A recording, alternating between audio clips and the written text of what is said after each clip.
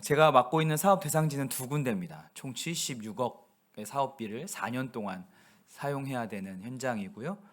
먼저 저쪽 보시기에 오른쪽에 있는 데가 이제 낙수정이라고 하는 곳입니다. 낙수정이라고 하는 데가 어디냐면 그 동고산성 아세요? 동고산성 올라가는 길에 궁경묘지가 있고요. 거기 올라가는 그 아래 바로 있는 마을이 낙수정 마을이라고 합니다. 이 마을이 6.25 전쟁 이후에 만들어지기 시작했고 1960년대 70년대에 피난을 온 그러니까 6.25 전쟁 때 들어왔던 사람들이 마을을 짓고 시작했고요. 그다음에 60년 70년대 때 전주시 땅에 그냥 무허가로 사람들이 이렇게 집을 지었습니다. 그래서 지금도 한 40%는 그냥 건축물 대장이 없는 무허가 집입니다. 그러니까 그냥 시한테 월에 연세로 얼마씩 내고 그냥 사시는 그런 지역입니다. 그러다 보니까 대수선, 그러니까 건축을 새롭게 뭔가 집을 짓는 게 안 돼요. 그러니까 있는 집이 무너지면 이사 가야 돼요.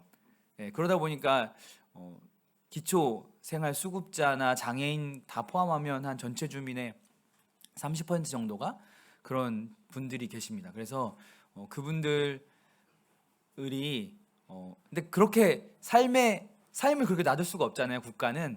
그래서 이제 국가가 지원을 해서 그런 분들의 집을 수리해주는 일을 합니다. 뭐 화장실 고쳐주고요, 뭐 누수 잡아주고, 그 다음에 벽지, 장판, 그 다음에 주방도 개선해주고, 뭐 이런 사업들을 국가가 좀 해서 삶의 질을 최소한의 삶의 질을 맞추는 일. 그 다음에 또 이제 가보시면 나중에 어쨌든 한 번씩은 제가 다 초대할 건데요.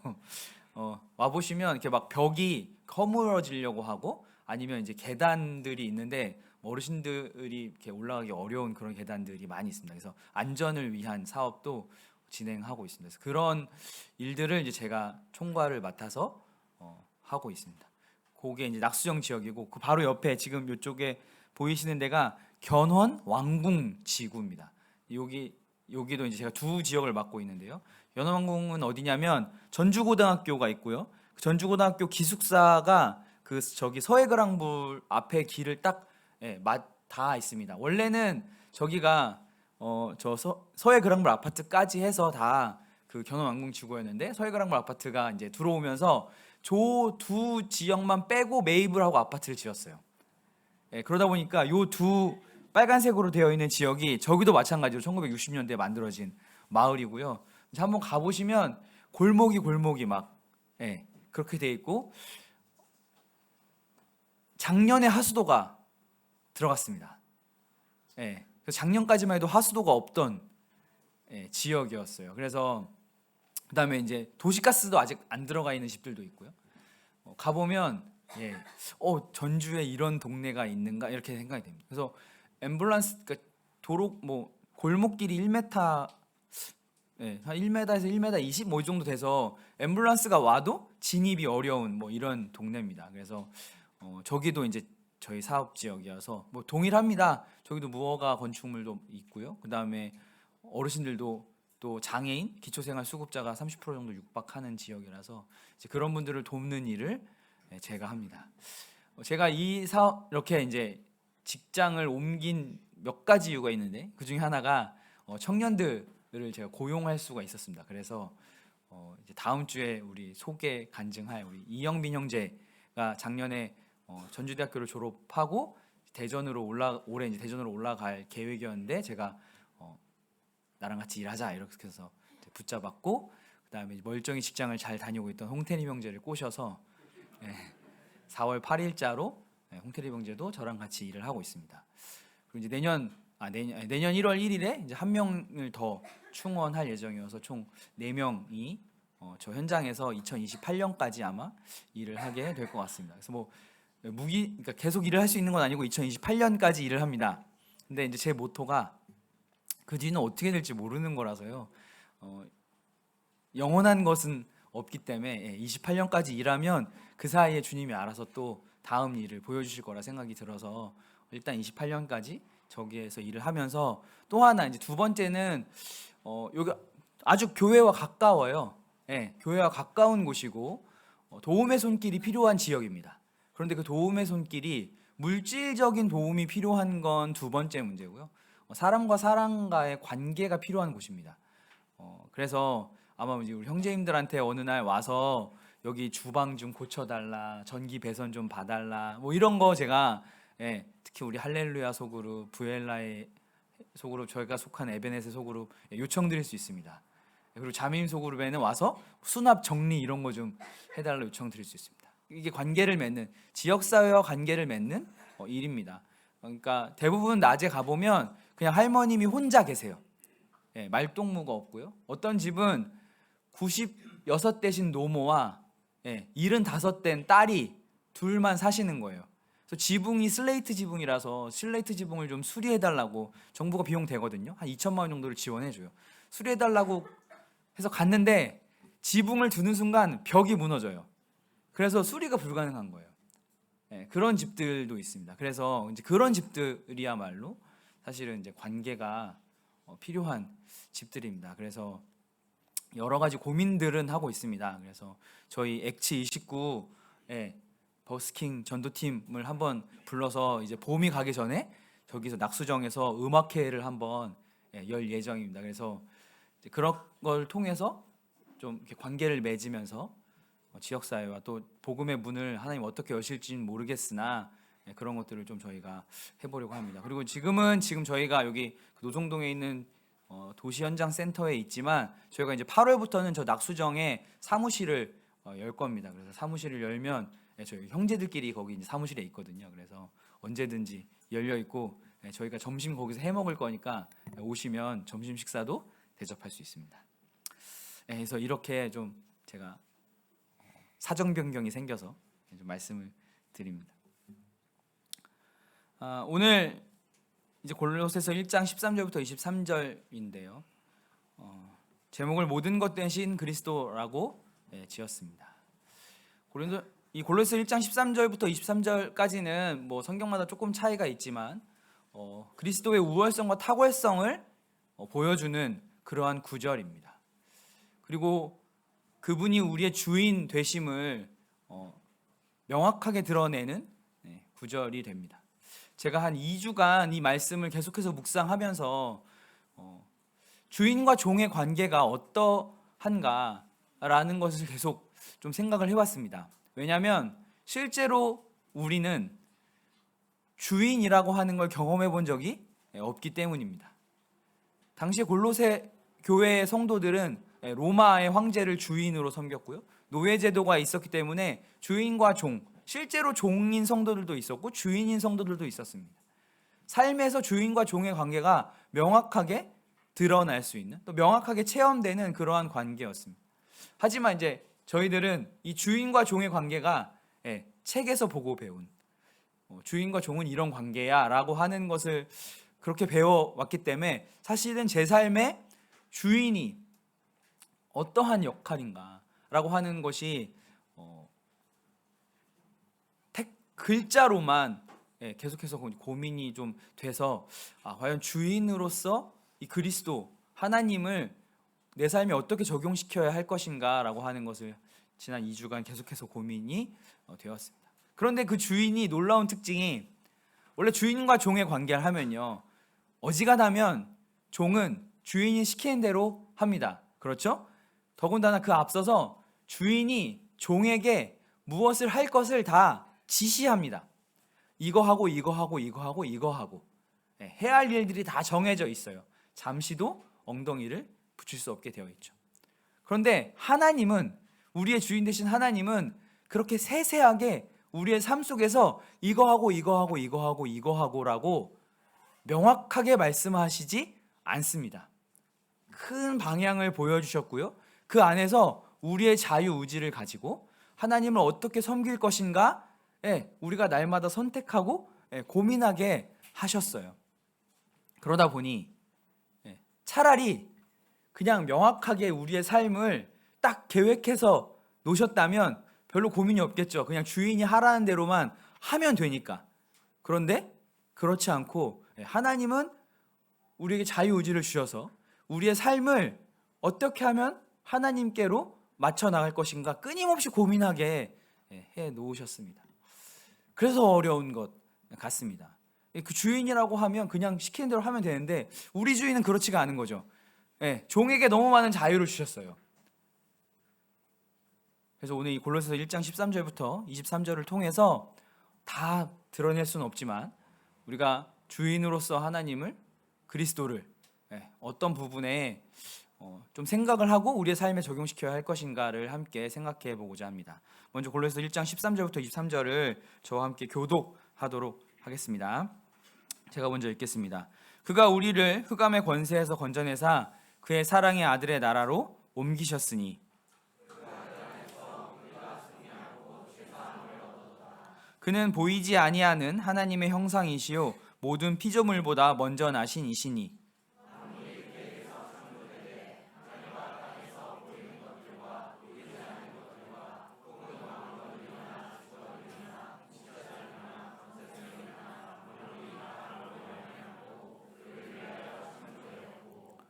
또한 그가 만물보다 먼저 계시고 만물이 그 안에서 함께 섰느니라.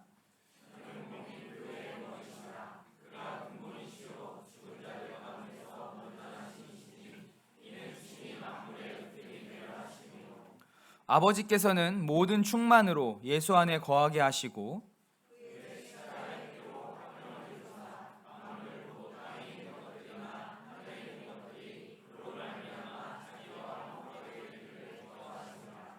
전에 악한 행실로 멀리 떠나 마음으로 원수가 되었던 너희를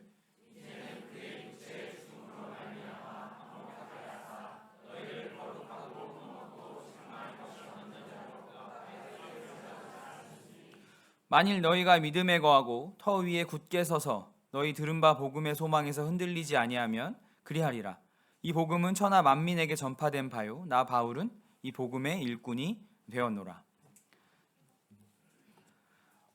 이 골로새서를 공부하면 공부할수록 사실 좀 어렵습니다.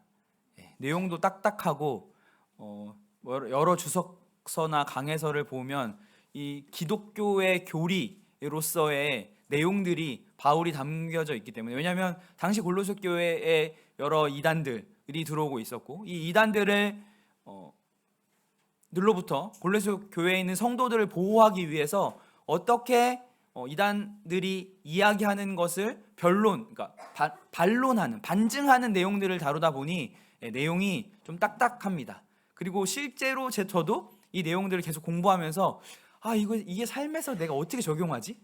이 고민이 너무 오래 걸렸어요. 그래서 관찰하고 해석하는 데는 그리 오래 걸리지 않았는데 이걸 삶에 적용하는 데 거의 한 2주 이상 고민한 것 같아요. 그래서 쉽지 않습니다. 그래서 그런 말씀을 좀 미리 드리고요. 먼저 첫 번째는 우리의 구속주가 되신 그리스도입니다. 13절 14절에 보면 그가 우리를 흑암의 권세에서 건져내사 그의 사랑의 아들의 나라로 옮기셨으니 그 아들 안에서 우리가 속량 곧 죄사함을 얻었도다, 이렇게 말씀이 되어 있습니다. 여기서 이 건져내사라고 하는 의미는 이전의 장소에서 다른 장소로 이동시키다라고 하는 겁니다. 특히 이 부분에서는 이 영적인 영역을 옮겨서 구원하다라고 하는 의미가 더해져 있습니다. 또한 비슷한 의미로 옮기셨으니 라고 하는데요, 완전히 대조되는 반대의 장소로 이동의 의미를 담고 있는데요, 당시에 이 골로새 교회가 있었던 이 로마 시대에는 이 이스라엘이 겪었던 여러 문화들은 땅을 점령하면 그 지역에 살고 있던 사람들을 전혀 다른 지역으로 이렇게 이동하는 모습들을 우리가 볼 수 있습니다. 그래서 성경에서 사마리아 사람들이 그렇게 해서 이스라엘 땅에 오게 되었죠. 그런 부분들을 이 이스라엘 백성들은 알고 있었습니다. 또 14절에 있는 이 속량이라고 하는 의미는 노예나 채무자를 위해 대신 배상금을 지불하여 자유케 하는 것입니다. 이를 위해 그리스도께서 자신의 무죄한 몸을 속전으로 지불하셨습니다. 그로 인해 우리는 예수님은 2000년 전에 이미 십자가에서 단회적으로 그 구속의 사역은 이루어졌고 그것이 적용되는 시점, 우리가 믿은 이 시점에 이 구원을 얻게 되는 것입니다. 이 부분에서는 다시 홍해를 건너 되돌아 가느냐라는 생각을 좀 해봤습니다. 이스라엘 백성들을 먼저 좀 생각해 보면 우리가 구약 이 모세 출애굽한 이스라엘 백성들이 홍해를 건넜습니다. 그래서 이제 광야로 나왔죠. 원래 그들이 하나님을 거역하지 않았다면 홍해를 건너서 바로 가나안 땅으로 들어갈 수 있었습니다. 하지만 그들이 하나님을 거역하고 광야길을 돌았고요. 그들이 들어가서 사사기 이런 데를 보면 계속해서 하나님을 거역하고 하는 삶의 패턴을 반복하는 모습들을 볼 수 있었습니다. 애굽에서 종된 그들을 자유케 했지만 그들의 삶은 광야 땅에서 다시 애굽으로, 우리가 먹고 살기 편했던 애굽으로 가자, 애굽으로 다시 우리 보내줘라, 왜 우리를 이 땅에서 고생시키느냐라고 하고 있습니다. 홍해를 건너왔는데 다시 홍해를 건너가고 싶다는 얘기인 거죠. 하나님께서는 우리를 죄의 종에서 자유함으로, 죄에서 자유케 하셨습니다. 하지만 정말 죄에서 자유함을 누리고 계십니까?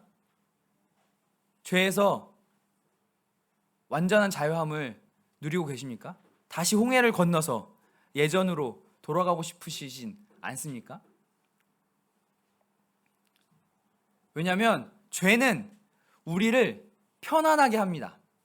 여기서 말하는 편안함은 마음의 편안함, 영적인 편안함이 아니라 우리의 육신적인 편안함입니다. 우리가 가지고 있는 습관, 그냥 사람은 놔두면 죄를 따라가게 되어 있습니다.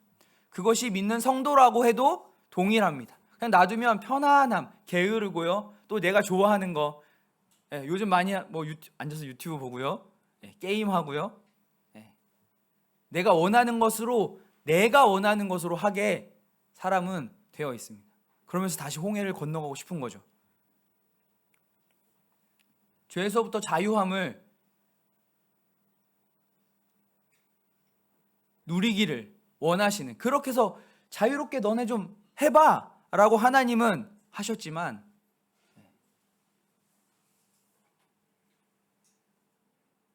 우리는 그렇게 하지 못하는 경우들이 많습니다. 그래서 예수님께서 자기의 몸을 들여서 우리를 그 죄값에서, 죄에서부터 속량해 주셨는데 우리는 그것을 얼마나 우리 삶 속에서 죄로부터 이겨내고 있느냐라고 하는 것입니다. 내가 내 몸의 편안함과 불편함, 이걸 하면 편해, 내가 하고 싶어 라고 하는 그 순간이 왔을 때 그것을 얼마나 잘 이겨내고 있는가. 그것을 이겨냈을 때 예수님을 구속주로 인정하는 것이고, 그 구속주의 예수님이 내 안에서 작동하는 것입니다. 두 번째는 창조주가 되신 그리스도십니다.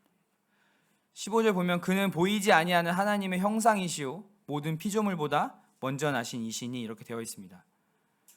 하나님을 본 사람은 없습니다. 하나님을 본 사람은 죽게 되어 있었습니다. 하지만 예수님께서 요한복음 14장 9절에 나를 본 자는 아버지를 보았느니라 라고 얘기하고 계십니다. 또 본래 하나님을 본 사람이 없으되 아버지 품속에 독생하신 하나님이 나타내셨느니라 라고 요한복음 1장 18절에도 있습니다. 이 형상이라고 하는 것은 보이지 않는 것을 가시적으로 우리 눈에 보여주는 것입니다. 그래서 예수님이 이 땅에 오셨을 때 하나님의 모습, 그러니까 눈에 보이는 모습이 아니라 하나님의 속성을 그대로 우리에게 보여주신 것입니다.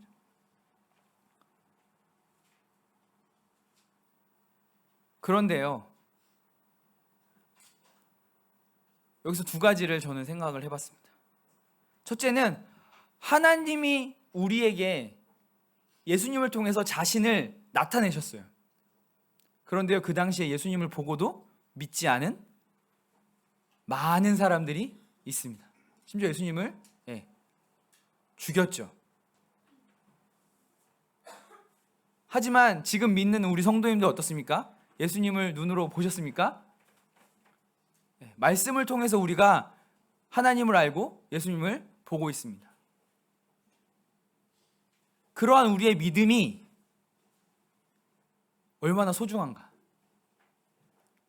우리가 자꾸 넘어질 때, 우리가 믿음이 연약하다라고 생각이 될 때 저는 도리어 그런 생각을 좀 해봤습니다. 우리가 갖고 있는 믿음이 심지어 성경에 나와 있는 많은 인물들이 직접 하나님의 음성을 듣고 예수님께서 하신 기적을 보고 예수님을 통해서 하나님을 나타내신 것을 눈으로 봤음에도 믿지 못하는 사람들이었는데, 우리가 가지고 있는 이 믿음은 지금 말씀을 통해서 우리가 믿고 있는 것입니다. 하나님이 주신 이 믿음이 얼마나 강력한 것인지 모릅니다. 그래서 그 믿음을 한번 생각해 보셨으면 좋겠습니다. 그리고 또 하나는 하나님이 우리에게 당신을 나타내시기를 원하신다라고 하는 사실입니다. 왜 예수님을 보내셨어요? 구원하시기 위해서 보내시기도 하셨지만, 하나님 자신을 우리에게 나 이런 속성을 갖고 있어, 나는 이런 하나님이야 라고 하는 걸 보여주시기 위하심이라고 생각이 듭니다. 지금도 끊임없이 우리들에게 이 말씀을 통해서 하나님 자신을 드러내시고자 원하십니다. 너희가 죄에서 자유케 됐어. 그런데 살다 보면 그 자유함을 온전히 너네 못 누릴 거야. 그러니까 나를 봐. 내가 어떤 하나님인지 나를 보라고. 딴 데 보지 말고 나 봐 라고 지금도 끊임없이 우리에게 말씀하시는 거죠.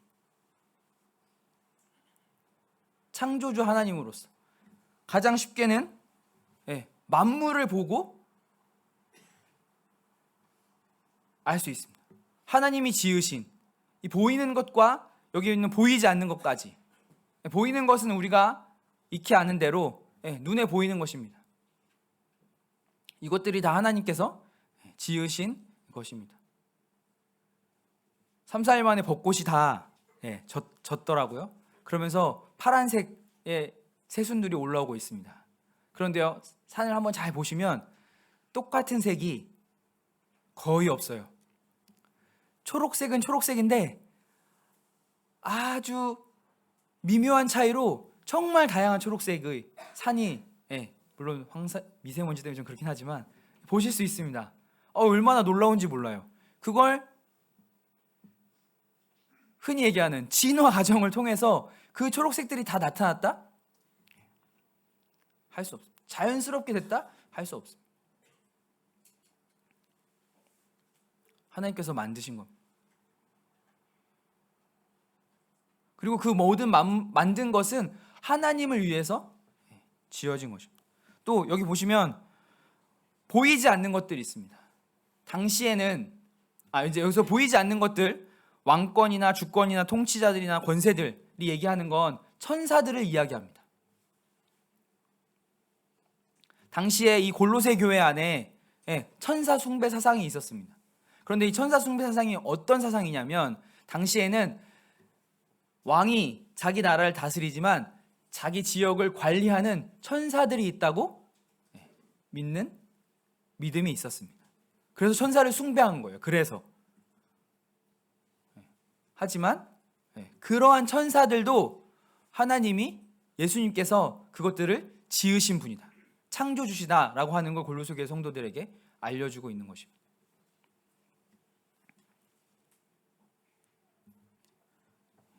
그러면서 만물을 지으셨어요.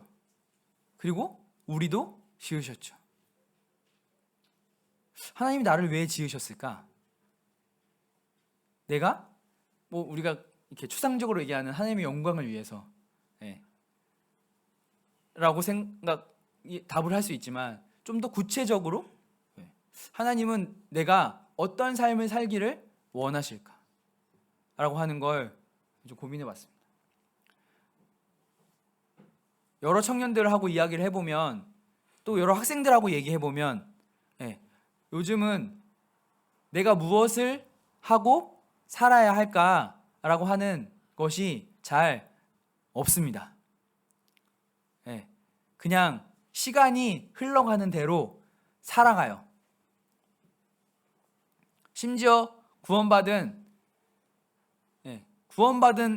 형제들, 자매들도 딱히 내가 어떻게 하나님을 위해서 내 삶을 어떻게 살아갈 것인지, 물론 계획하는 대로 되진 않지만 하나님 안에서 내가 어떻게 살 것인지를 생각해야 합니다. 그런데요, 예, 그 생각을 잘 하지 않아요. 그래도 그냥 오늘을 열심히 살면 좋은데 심지어 오늘을 열심히 살지도 않습니다. 그냥 사니까 살아요. 눈 뜨면 아침이고요. 아니죠, 눈 뜨면 밤이 되죠. 왜요? 새벽에 자니까. 그런 삶을 살고 있습니다. 하나님이 그렇게 살라고 우리를 만드신 것 아닙니다. 제가 테리 형제한테 들었는데, 제가 약간 교회에서 청년들 사이에는 약간 뭐라 그랬죠? 비관론자인가? 아무튼 끝이 정해져 있는 사람이 이렇게 얘기를 들었는데요. 제가 이제 청년들한테 그런 얘기를 했거든요. 이제 그러니까 기후변화 시계라는 게, 제가 한번 말씀드린 적 있죠. 기후변화 시계라는 게 있습니다. 이제 5년 한 몇 개월 남았습니다. 근데 이제 저는 그러니까 제가 28년까지 그러니까 안정적인 직장을 바라지 않는 것, 또 이런 것들도 그냥 그때 어떻게 하나님이 일하실지 모르기 때문에, 지금 나한테 처해진 상황 중에 하나님을 가장 잘 섬길 수 있는 것이 무엇인지를 고민하고 선택을 하는데요. 그러다 보니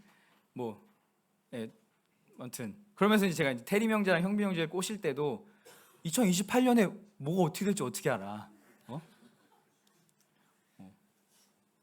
지금 우리가 할 수 있는 최선의 것을 해야 되는 거야. 이렇게 제가 이렇게 했거든요. 그러다 보니까 이제, 그런데 실제로 그러합니다.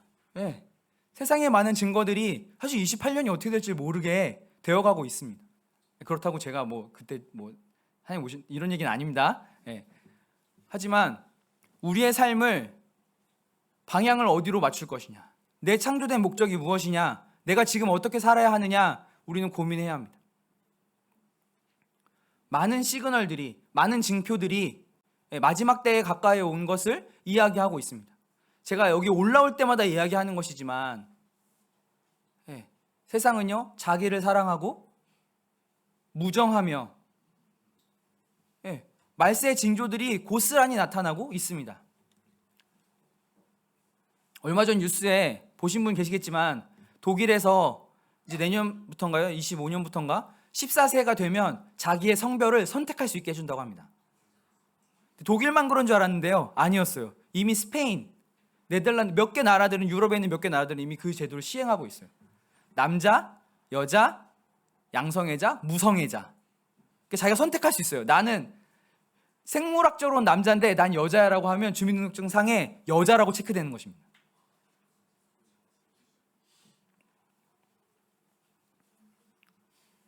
하나님께서 만들어 놓으신 이 창조의 질서가 깨지고 있는 거예요.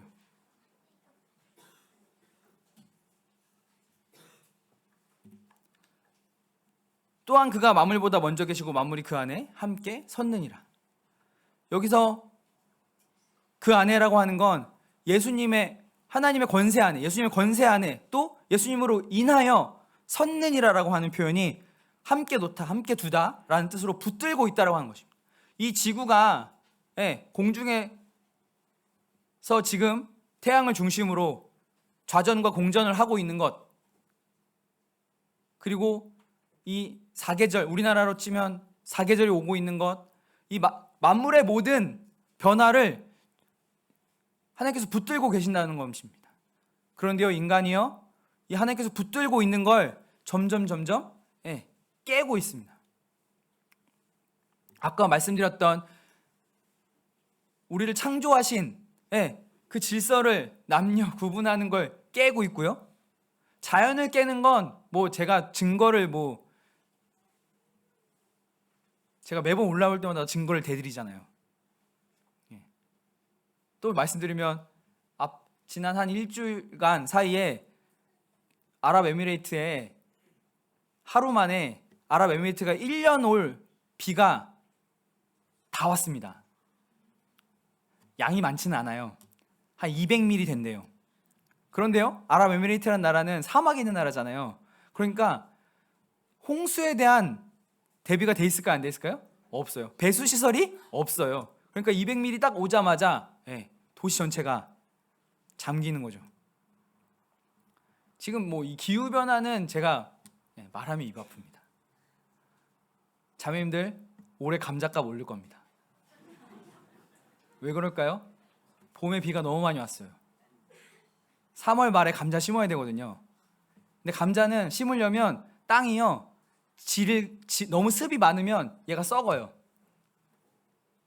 그런데 제 친구가 감자 농사를 시작한 이래로 아버님 포함해서 강원도에서 감자 농사를 시작한 한 3, 40년 이래로 감자를 심을 시기에 비가 가장 많이 왔다고. 그래서 파종을 못한 데도 있고요. 최근에 심는 데도 있어요. 근데 지금 심으면 뭐가 문제가 되냐? 좀 있으면 장마철 오잖아요. 다 녹아내려요. 감자 미리 사재기 해주시기 바랍니다. 이제 그런 건, 이런 건 기후 변화에 속된 말 축에도 못 껴요. 대파값으로 엄청 이슈가 됐는데요. 결코 싸지지 않을 겁니다. 그리고 갈수록 이게요 우리의 삶이요 이 창조의 질서가 깨지면서, 그러니까 그리스도인이 아니던 우리의 삶의 패턴은 똑같이 무너지고 있습니다. 아마 장 보시는 분들은 더 잘 아실 거예요. 지난 1분기 1월부터 3월까지 전체 우리나라에서의 물가를 지탱하는 여러 구조들이 있는데요. 그 중에서 농산물만, 그러니까 우리가 먹는 식료품, 농산물만 유일하게 30%가 올랐어요. 작년엔 더 올랐고요. 다른 건 서비스 물품 이런 건 안 올랐거든요. 근데 농산물만 올랐어요. 그런데 이게 떨어질 거냐? 제 생각엔 그렇지 않아요. 그럼 당장 무엇이 문제가 돼요? 먹고 사는 게 문제가 되는 거예요. 그리고 또 제가 지난번에 말씀드렸지만 인구의 문제도 있어요. 오늘 제가 또 신기한 기사를 봤습니다. 한 무슬림 청년이, 한국 사람인데 보셨어요 혹시? 무슬림 청년이 인천의 영종도에 땅을 어마어마하게 샀어요. 우리나라 최대의 모스크를 짓겠다고. 그래서 대한민국을 이슬람의 나라로 만들겠다고. 그런데 그 사람이 제가 그냥 얼핏 봤지만 우리나라에서 가장 큰 그 무슬림 유튜버더라고요. 그래서 한국의 그 모스크 사원에서 울리는 종소리가 어디에서나 들을 수 있게 만들겠다. 이게 그 사람의 비전이에요. 그런데요, 우리나라는 이민자들을 받을 수밖에 없습니다. 전 세계 유례를 찾아볼 수 없을 만큼 인구가 줄고 있어요. 그런데 이 경제를 뒷받침하기 위해서는 외국의 이민자를 적극적으로 받아들일 수밖에 없는 정책을 펼 수밖에 없습니다. 그래서 이 윤석열 정부에서 얘기한 게 이민청이라고 하는 거예요. 이민을 보다 잘 관리하기 위해서, 쉽게 관리하기 위해서 만들고자 하는 게 이민청이에요. 그걸 안 하겠다고 하는 순간 사실 대한민국은 어떻게 될지 알 수 없습니다. 결국 이게 다 창조의 질서를, 하나님을 창조의 주님으로 인정하지 않는, 믿지 않는 사람들이 만들어낸 결과물입니다. 하지만 그런 상황 속에서 그런 세상을 여러분들이 보시면서 성도님들이 창조주 되신 하나님을 우리는 더 기억해야 돼요. 하나님이 만드신 것, 하나님이 붙잡고 계신 이 세계, 하나님이 붙잡고 계신 우리, 그럼 우리가 어떻게 살아야 하는가 라고 하는 것을 더 기억해야 하는 것입니다.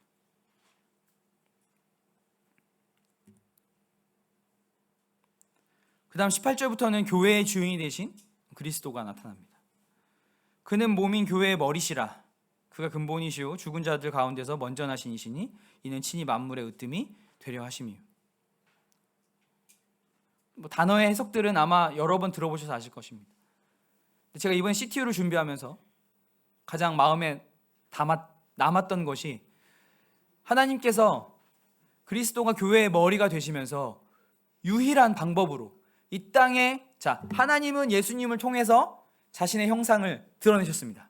그럼 예수님은 무엇을 통해서 이 땅에 자신을 드러내시는가? 그것이 바로 몸된 교회입니다. 사실 하나님은 여러 방법으로 예수님을 드러낼 수 있어요. 예수님은. 하지만 다른 어떤 것으로도 하지 아니하시고, 몸된 교회로 많이 예수님을 이 땅에 드러내시길 원하시는 것입니다. 그래서 우리의 머리가 되셨습니다. 그렇다면 교회가 어떻게 그 몸을, 예수님의 머리를 드러낼 수 있을까요?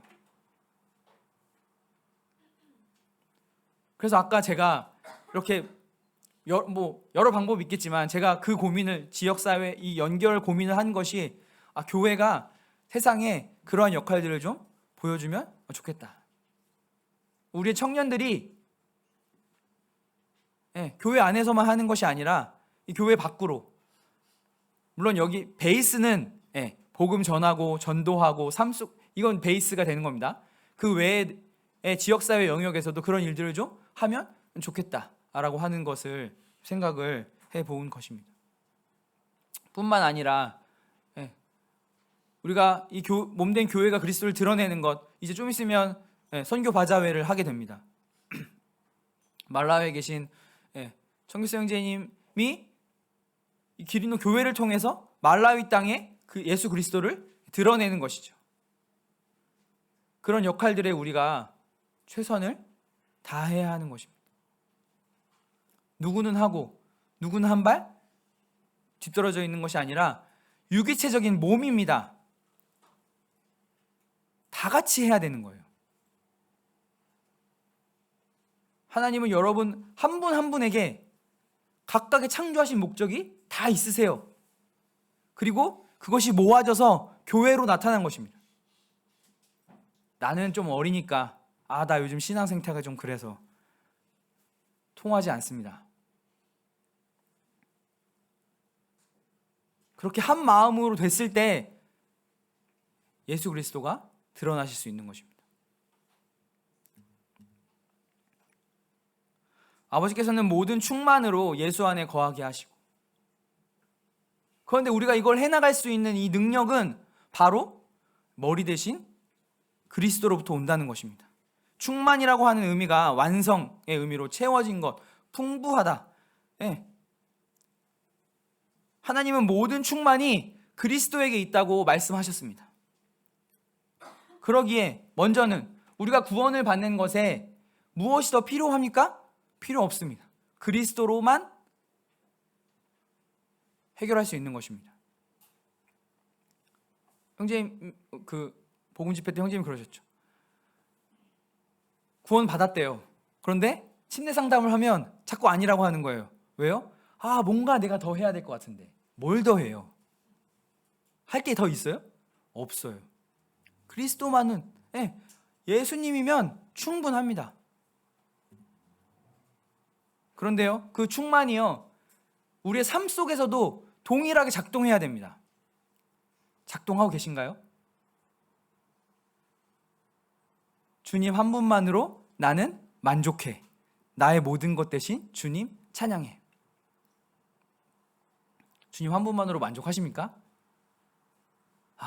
어렵죠. 어렵습니다. 왜 그렇게 갖고 싶은 것도 많고 먹고 싶은 것도 많고 하고 싶은 것도 많은지,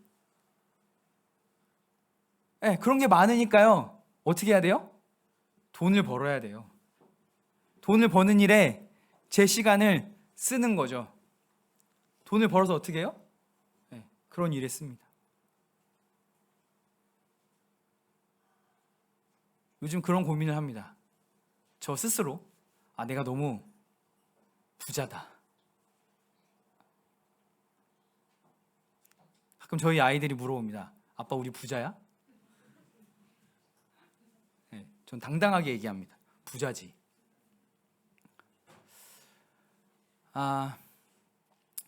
최근에 이제 양육부에서 재정에 대한 이야기를 함께 하고 있는데요. 성도들은 가난한데 나는 부자야. 교회는 가난한데 나는 잘 먹고 잘 살아.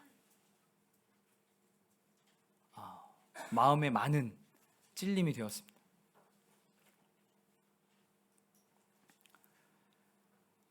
물론 부도 하나님께서 필요하셔서 주셨습니다. 그런데요, 부하면 하나님이 사실 필요해서 주신 거거든요. 하나님의 필요에 의해서 드려야 되는데 사실은 부하면 날 위해 쓰게 되죠.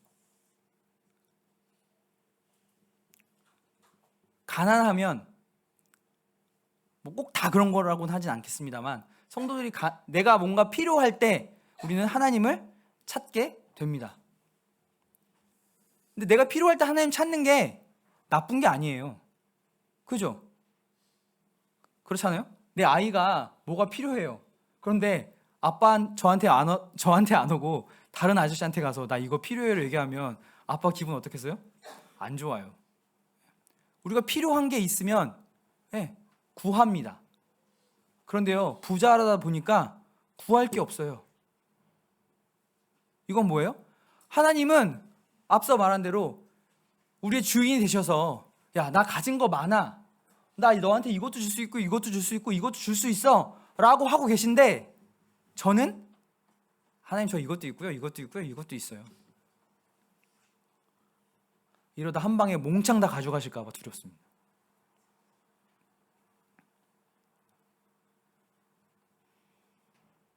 그리스도만으로 충분한가? 이게 제 삶에도 적용되면 좋겠습니다. 마지막으로는 화평의 주가 되신 그리스도입니다. 예수님께서 십자가에서 돌아가심으로 인해서 죄인 되었던 우리와 하나님 사이를 그 관계를 회복시키셨습니다.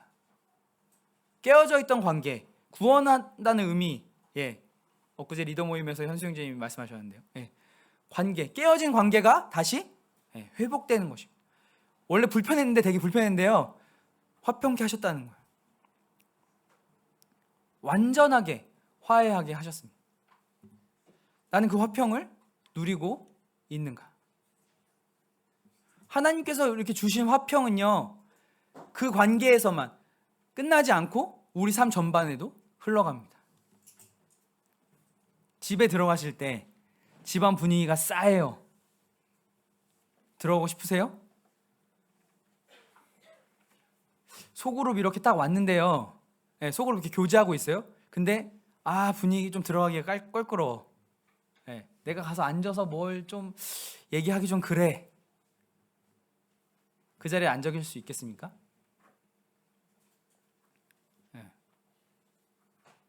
저도 가끔 집에 이렇게 딱 들어갔을 때 애들 표정을 싹 살펴요.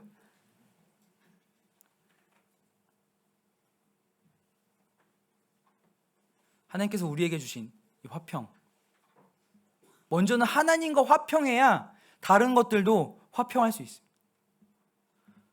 하나님과 관계가 잘 맺어져야 다른 것들도 잘 될 수 있습니다.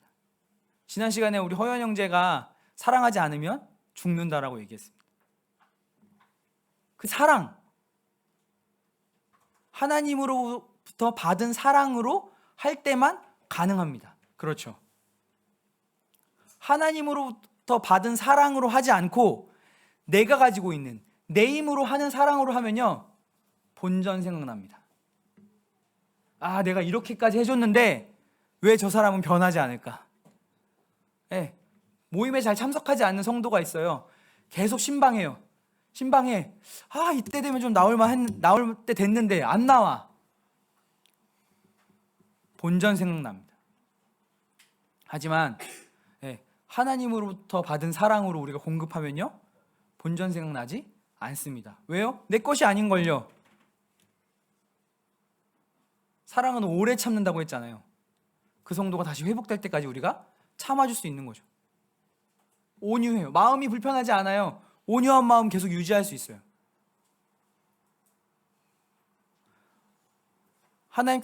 예수님께서 화평케 하신 이 화평의 주인으로 우리의 삶 속에서 그 화평을 누렸으면 좋겠습니다. 그 기반은 바로 시간이 없어요. 그 기반은 바로 믿음과 소망입니다. 우리가 믿음 안에 거하고 터 위에 굳게 서서 들은 바 복음의 소망에서 흔들리지 아니하며,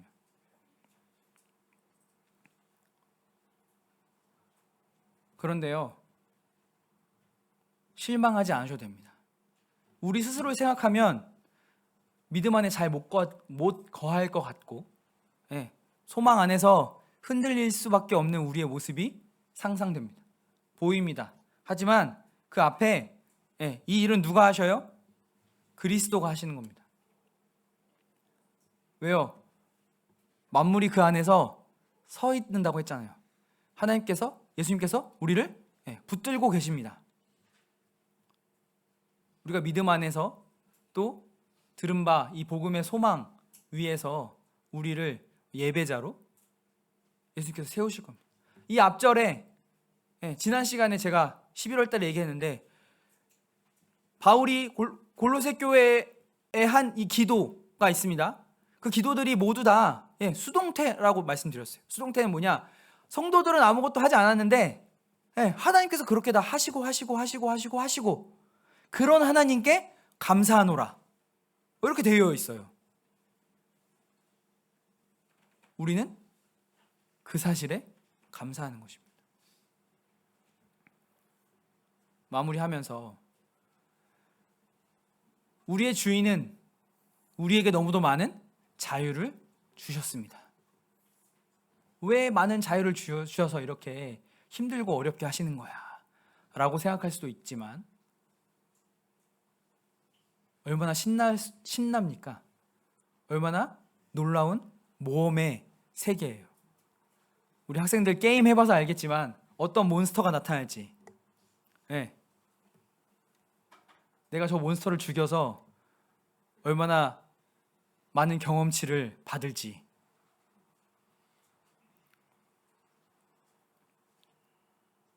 기대하며 매일매일을 사는 것,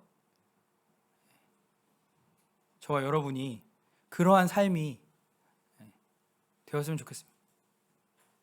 주님이, 우리의 주인이 뒤에서 그걸 다 서포트 하시는 겁니다. 힐을 막 쏘고 계세요.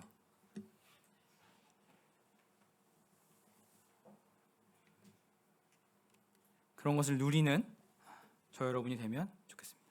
감사합니다.